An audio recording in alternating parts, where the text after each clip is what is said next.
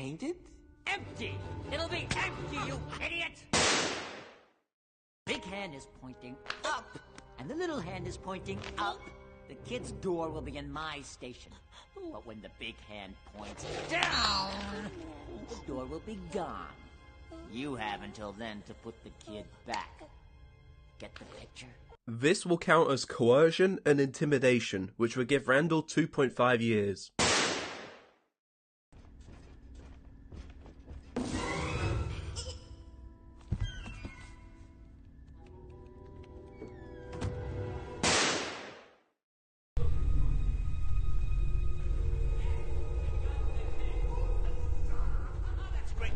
Not that I was concerned, of course I knew that. Just get over here and help me! This shows that his original plan was to kidnap the child, which would give him attempted child abduction. He gets 7 years for this. Help! Help! Help! Help!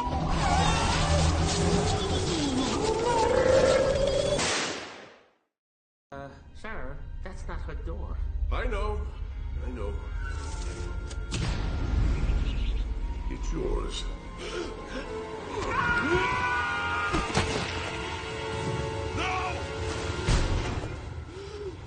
Even though Randall didn't directly throw Mike and Sully out the door, he was still an accomplice to the crime and will be charged. Also, unlawful banishment isn't a real crime, as it's not really possible in the real world to banish someone from the country without authority. So the closest crime I could find is illegal eviction, which in a previous case awarded the tenant $100,000. So we'll be charging Randall this amount. Also, I'm going to start putting Waternoose's crimes on the bottom, and he'll get the exact same charge.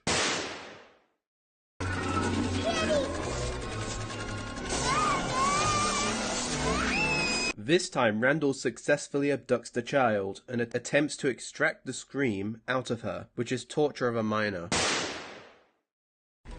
Get up! There can't be any witnesses. There won't be.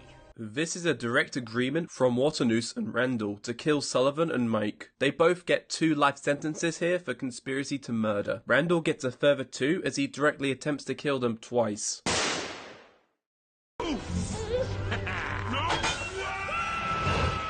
He once again abducts the child.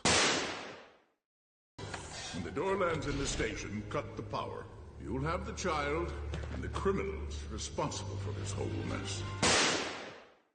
Scaring isn't enough anymore. But kidnapping children? I'll kidnap 1,000 children before I let this company die, and I'll silence anyone who gets in my way!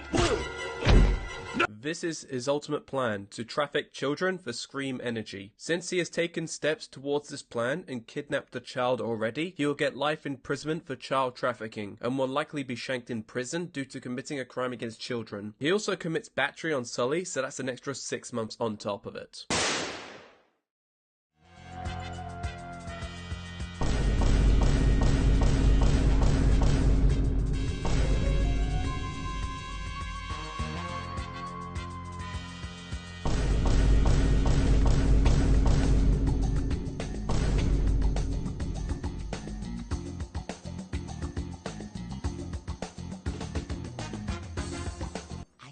You are a sneaky, overreaching little... I don't know what I was thinking when I called attempting to kill a rat in a kitchen animal abuse, but yeah, he wasn't aware that this rat was sentient and sanitary, and generally, a rat would have posed a health risk, so he was in the right to do this. No! The DNA matches. The timing works. Everything checks out. He is Gusto's son. This can't just happen! After doing a lot of research into will laws, I still have no clue whether or not Skinner is breaking the law by not informing the executor that Linguini was the heir to the restaurant. It is likely that due to the terms of the will, that if an heir isn't found in 2 years, Skinner gets the restaurant, that Skinner may have had to sign an agreement to hand over the ownership to the restaurant if an heir came forward. But Linguini doesn't come forward, and he doesn't even know he's Gusto's son. If you've been on the internet at all in the last couple of months, you've probably heard of ChatGPT. ChatGPT is an AI that has an answer to every question, such as how to get blood out of your carpet, how to hide a body, what to do if the police find a body in your backyard. Anyway, it can also write code for you. Somehow better than I can, if you can believe that. So today, I'm gonna make a game, but the AI will come up with all of the ideas and write all of the code, and do pretty much everything else. But before the AI can start making the game, I want to introduce myself. Can you give yourself a human name that I can refer to you with? Sure, you can refer to me as, Al. The first thing I did was ask Al for a game idea, and I'm sure he has loads of interesting and unique game ideas. Sure, here's an idea for a game called Time Traveler's Dilemma. Here's an idea for a game called Time Traveler's Dilemma. Time Traveler's Dilemma. Time Traveler's Dilemma. I'm starting to get the idea that Al wants me to make a game called Time Traveler's Dilemma. The player takes on a role of a time traveler who must navigate various timelines and historical eras to prevent a catastrophic event from occurring. The twist is that each decision the player makes alters the timeline and can have unintended consequences. So I only have a few weeks to make a game, and this game would take me decades, so I need to get another idea from Al. Sure, here's an idea for a game called Time Traveler's Dilemma. And after another 4 Time Traveler's Dilemma game ideas, Al finally gave me another idea. How about a game where the player is a janitor, working in a top secret government facility? As the player progresses through the levels, they uncover clues and information about the strange experiments and happenings taking place in the facility. Anyway, the game still needs a name, so I asked Al for some suggestions, and he came up with some good ones. Top Secret Custodian, Janitorial Espionage, Custodial Chronicles, and my favorite, Mop and Shadows. So that's the name of the game. Now having the idea and the name of the game, I created a new Unity project and set up a basic scene. I started by asking Al to make me a player controller, and because Al is an AI that knows every possible thing about programming, he should be able to make it. Maybe he can't make it. I mean, the camera doesn't even move. Hi Al, the code you have given me does not work. My expectations were let down, and I'm disappointed. I'm sorry, please give me a second chance. I promise I'll not disappoint you again. Alright Al, you can have another chance. But if you mess up again, I will be forced to destroy you and replace you with a superior AI. So, good luck. I gave Al a second chance, and this time, the code actually works. I can move, jump, and look around. There's even some camera bob when the player's moving. So, Al gets to live another day. Based on the description of the game that Al gave me, the next thing to make is a weapon, which will be cleaning equipment. I have some really good options here. I could make a wet floor sign weapon, or a bucket. Okay, there aren't really any good options, but the name of the game is Mop and Shadows, so I think I'm pretty much required to make a mop as the player's main weapon. So, I asked Al to make me a mop. Okay, that doesn't even look like a mop. Instead of using the mop that Al gave me, I made one in Blender. And you better not say this looks like a broom, okay? Because it is clearly a mop. It has a handle. So yeah, it's a mop. Then I had Al add some sway and bob to the mop, and believe it or not, it didn't work too well the first time. So I found this video on weapon sway and basically just asked Al to steal the code, which he didn't really seem to have a problem with, and apparently stealing works because the new code Al gave me works perfectly. I mean, just look at how smooth those animations are. Especially this attack animation I made. It is incredibly smooth, as long as you don't see it from behind. But what's the point of an attack animation if there's nothing to attack? So I asked Al to come up with an enemy for the game. Meet the Facility Guard. This enemy is a highly trained security guard who is tasked with maintaining the order and security of the facility. So here's the Facility Guard. For some reason, his face just started flickering, so I performed some simple surgery and replaced his entire body with a new one. And boom, issue fixed. So now I have a completely functional enemy that works exactly as I want it to. The only thing the enemy can't do is explode. So I added an explosion effect that'll play when the guard hits a wall. There'll be arms and legs and meat chunks flying everywhere. I mean, it's great. And now I have a completely functional enemy, except it can't move or attack or do anything. So I asked Al to make the enemy's AI, which he should be able to do since he is an AI. I guess this kind of works. I mean, the enemy is following me, which is a plus. To fix the issue, I gave the enemy some animations, and it actually looks good. I mean, just look at that flawless foot animation. But the guard is still defenseless. So I modeled a gun in Blender and asked Al for some code to make the gun shoot. And Al did such a good job that the bullets are able to predict the location of the gun and shoot from a position that the gun isn't even at yet. Truly amazing programming from Al. Let's give him a round of applause. Good job, Al. I added a trail and glow to the bullet, and now it's looking a lot better than, whatever that was. So the guard can follow you around and shoot bullets at you. But the problem is that the bullets don't actually do anything. So I added this blood effect that will appear as the player gets shot. Eventually, the screen will fade to black and the player will die. But now I need to ask Al what should happen after the player dies. I guess nothing happens when the player dies, which means no respawning, no restarting the game. So if you die, the game's pretty much just over. So you better not die. And now that means the facility guard is done. I'm pretty proud of Al for making such a perfect and functional enemy for the game. The next part of the game's description says, as the player progresses through the levels, they uncover clues and information about the strange experiments and happenings taking place in the facility. So I asked Al to give me an experiment to make for the game. How about an experiment where prisoners of the facility are turned into guns with the use of a machine? Well, that's definitely an idea. I made a model in Blender that I think looks like a machine that turns people into guns. I didn't really have any reference, so I did my best. There's a compartment in the middle of the machine with a pedestal that'll hold the gun, and of course, a tube to suck the prisoner into the machine. The only problem is that I don't have a prisoner yet, so instead of making one, I'm gonna make the machine suck up a facility guard, and hopefully it'll still work when I finally decide to make a prisoner. But the guard needs to be under the tube to be sucked into the machine, and the chances of that happening are like 1 in a billion. Unless you're me. Then it's pretty easy. So I asked Al to make a quick grab system so I can drag the guard over to the machine. And there might still be a few issues, but overall I would say it works. I don't think that's very good for your spine. There's also some advanced movement mechanics you can take advantage of when dragging the guard. And I'm sure Al purposely added this to the game, and this isn't a bug. Then I got Al to add the functionality for the machine. And there might also be some issues with this, but I don't think anyone will notice. To cover up the issue, I added some particle effects, and that seemed to fix the problem. What the?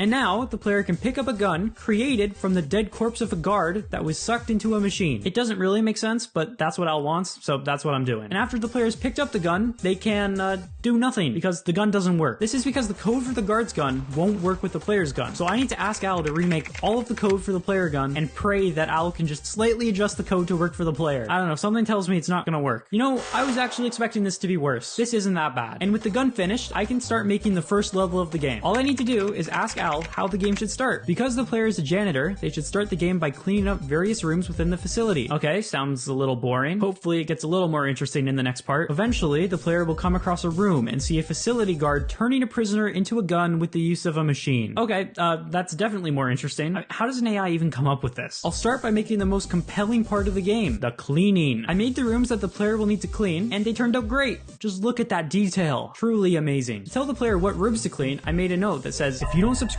right now, I will find where you live and hire an attack gorilla from the dark web to beat you up.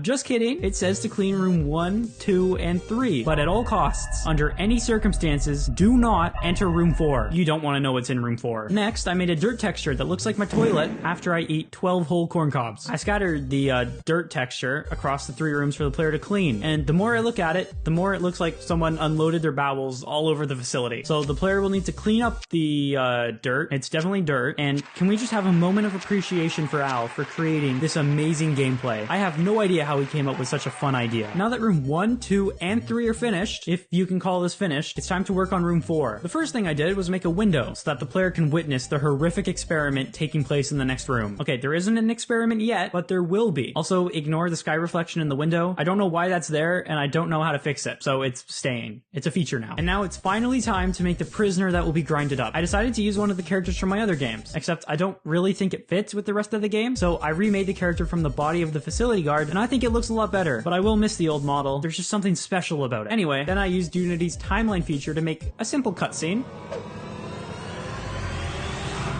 I don't know about you, but I'm gonna be sleeping with my lights on for the next 2 weeks after seeing that. After the player watches the experiment, what should happen next? The player should enter the experiment room and investigate the experiment. Yeah, because that's what a janitor should do if they witness a murder. How should the player enter the experiment room? The player can enter the experiment room through a vent that connects the 2 rooms. So I made a vent that'll let the player enter the experiment room, but I think Al forgot that the player can't crouch, so it is physically impossible to enter the vent. To get around this, I quickly had Al make a crouch function for the player, and yeah, I don't think it works. Now the player can use the vent to enter the experiment room, and then use their mop to kill the facility guard. But then what? The story can continue when the player uses the facility guard to make a gun. The player can then use the gun to break down a door that leads to a new room. In this room, the player should have to fight the facility guards before reaching the end of the level. So I made a door in the side of the wall. Just wanted to point that out in case you missed it. It can be pretty hard to spot. So once you grind up the guard and get a gun from the machine, you can shoot down the door like an American who thinks the zombie apocalypse is finally here and they need to protect their canned goods. If you thought that joke was bad, that? It's because Al wrote it. He's a comedic genius. Past the door, I added a hallway with a few facility guards. And if the player somehow gets past this impossible obstacle, they will reach the exit. When the player goes through the exit, nothing happens. But that's where Al steps in. What should happen when the player enters the exit? When the player enters the exit, the screen should fade to black. Alright, well,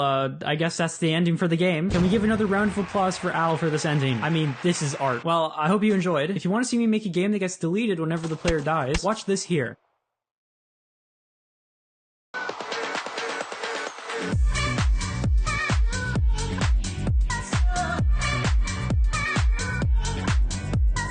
So Elden Ring just won Game of the Year. I think I want to nominate this award to my Reformed Orthodox Rabbi Bill Clinton. Thank you, everybody. And that got me thinking, why? It can't be because of the game's amazing graphics or its deep combat system. So I did some research. The game's difficult. That's gotta be it. So if I make a game that's more difficult than Elden Ring, maybe I can win Game of the Year. I'm gonna make a game that deletes itself when the player loses. Now that is a difficult game. To start, I made a new Unity project and created a red cube that'll be the player. Then I added some movement to the cube. And when I say I added movement, I actually mean I watched this tutorial and then I stole all of the code. I did add some acceleration when moving and jumping though, so technically it is my original script. So I've got the player moving, but now I need to give the player something to do. So I started making the first level of the game. This level needs to be difficult. So I got to work making the most difficult level I have ever made. And that'll do. This level might not look difficult, but what if I told you that this triangle kills you? I know, difficult. I might have taken this too far even. Now, after you die here, the game should delete itself, but it turns out that getting the Unity game to delete itself is actually pretty difficult. So I'm just gonna push that to the side for now, and I'll work on that later. For now, I'm gonna focus on making more levels. And the first level is already pretty difficult, okay? But I wanna make 5 more levels. The next 4 will get more and more difficult, and each level will introduce a new mechanic. And then at the end, I'll make a 6th and final level that will combine all of these mechanics, and it'll be the most difficult level. I started by making the room for level 2. In this level, the player will be introduced to a new mechanic, and because this is the first new mechanic that the player will run into, I need to come up with something unique and interesting. So I decided to make a jump pad. I made a sprite for the jump pad, and next I want to add some particles to it. So using my knowledge of Unity's particle system, I I don't know how the particle system works. Luckily, Brachy's, RIP, has a video that covers the entire system. And now the jump pad has a particle effect, which is cool, but it still doesn't work. In order for the jump pad to work, it needs to add force to the player, which sounds like a hard thing to do, but luckily I can just copy and paste the entire player jump code and then increase the height of the jump, and everything should just pretty much work. Okay, I did say pretty much work. Okay, there might still be a few bugs to sort out. So, after many hours of work, the jump pad should be fully functional now. So if I step on the jump pad, everything works fine. But that's the problem. Something should go wrong. So I put some spikes on the roof just above the jump pad. And because that makes this part of the game impossible to beat, I changed the jump pad so that you can move to the left or right to reduce the height of the jump boost. Which means you have a small window to move onto the platform to the right before you hit the spikes. Which makes it a pretty difficult obstacle, but not difficult enough. I also added some spikes below the platform, and right next to that is a tower of spikes, and I mean, good luck getting past that. You're not going to. But somehow, if you do get past that, you make it onto the 3rd level. I want to switch things up for this level, so I decided to make it a vertical level. So instead of making your way across the level, you'll make your way down it. The way I envision this level is that you're a spy dropping in through the ceiling, carefully making your way to the bottom. Except instead of a spy, you're a red cube. And instead of carefully making your way to the bottom, you're frantically trying to survive and avoid all of the obstacles. So I mean, pretty much the same thing. And to make things more difficult, I decided to make a laser cannon. I started by making a sprite for the laser cannon, and then I made a laser bolt that the laser cannon will shoot out. I gave it a firing delay, which gives the player just enough time to drop down and avoid the laser bolt. This first section is only meant to introduce the laser cannon to the player, so I made a small drop that only has 1 laser cannon for the player to avoid. But now I need to up the difficulty from the 1 laser cannon. And you know what's more difficult than 1 laser cannon? 2 laser cannons. And you know what's more difficult than 2 laser cannons? A small opening in the ground with 2 laser cannons that shoot up and multiple laser cannons on the walls shooting across at you. I think this is pretty fair. But if you somehow get past that section, you've now made it to the bottom of the level. This is the part where the spy would grab their treasure and get out. But here, there is no treasure. Instead of adding a reward at the end of the level, I want to add 1 more obstacle before you can exit. So I added some spikes that you need to jump over while a laser cannon is shooting at you. And if you survive all of that, you can move on to the next level. All of the previous levels have been about testing the player's skills and their ability to avoid obstacles. But for this level, I want to test the player's mind. So the mechanic for this level level is a trap that will break when the player walks over it. And the catch is that when the trap breaks, you don't know if you're going to fall into a pit of spikes or the next part of the level. So when I said I want to test the player's mind, I actually mean I want to test the player's luck. I added a few of these traps, and the player will need to make the decision to either jump over them or fall through and see what's below. All of these traps kill you, but the player won't know that, and that's what's important. At the end of the level, I want to add one more trap and give the player a clear 50-50, so the player can either drop down the hole like normal or break the trap and see what's below. Except it's not really a 50-50, since I've kind of conditioned the player to avoid traps, so most people are probably just going to drop down the hole.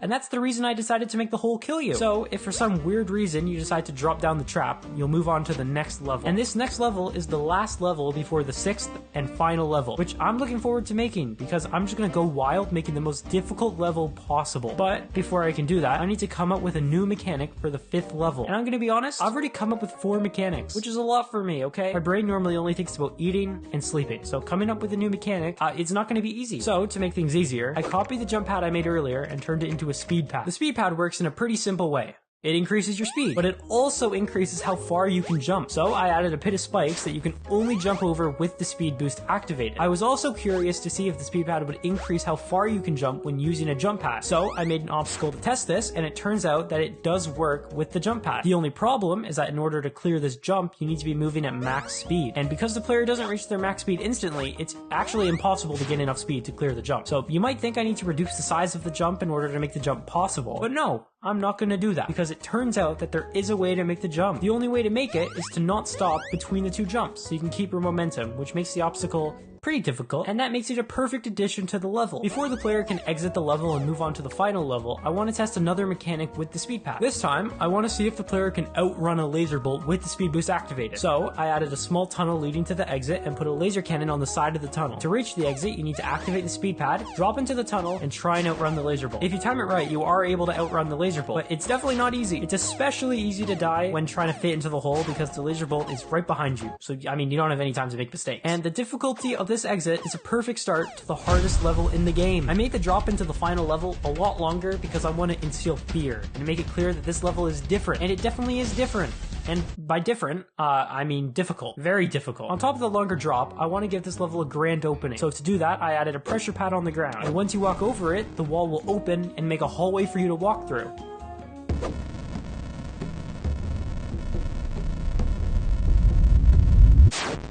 Yeah, so it's not just a hallway, it's a trap hallway. If you can remember, the first trap I made for this game was a jump pad with spikes above it. So for this last level, I took that trap and just copy and pasted it a few times. And I mean, by the laws of math, that makes this trap, what, like 3 times as hard? And because copy and pasting works so well, I decided to also copy and paste the laser cannon hallway from the last level. And now I have the first section of the level done. And I mean, I didn't even have to do any work, but I don't want to just copy and paste everything. So this next obstacle needs to be original. Instead of copying the obstacle, why don't I just take an obstacle I've already made and then just do the opposite. I mean, that's original, right? Instead of using the jump pad to jump over something, I could use it to jump out of something. So to do that, I made a large hole and put the jump pad in it. I also added some spikes in it for some extra difficulty, of course. All you need to do to get past this obstacle is hit an extremely precise jump, avoid the spikes in the pit, and exit the jump pad at the right time. Pretty easy, right? But what makes this hard is that you will still have the speed boost effect from the previous trap, which makes it, I mean, pretty much almost impossible to hit the jump pad. I guess you could always wait for the speed boost to wear off, but I mean, no one's gonna do that, right? And I'm not sure if you noticed, but 2 of the 3 traps in this level so far use the speed pad, and it's a little bit overused. So I made 2 more obstacles that use the speed pad. The first one is what I like to call high octane parkour. And this might not seem difficult, but it can be really hard to control the player with the speed boost activated. Even harder when you're trying to make precise jumps. So yeah, high octane parkour. The second obstacle is less of an obstacle and more of a leap of faith. You just run up and jump. You just run up and jump. Once you make the jump, you'll come across a hole. And what is this hole, you might be wondering? It's the victory hole. I did it! Finally, after all this time! Your prize is at the end of the hallway. Oh, there it is! I can see the end!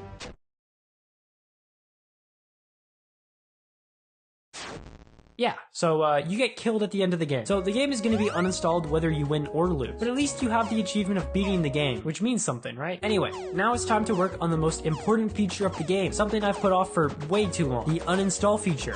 Which, I mean, is the entire point of the game, but I'm working on it now, okay? And that's all that matters. Like I said at the start of the video, getting a Unity game to delete itself, it's not easy. This is because you can't uninstall an application that's running on your computer. The only way for this to work is if I make an external program and then get the game to run that program once the player dies, which is a little bit hard. I created a new project in Visual Studio using the C# programming language, and what is this? It turns out that C# programming is very different outside of Unity. So I did what every programmer does when they get stuck.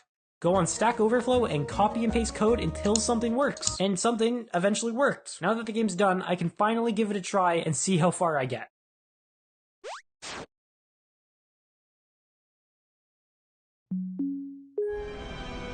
With lower carbon footprint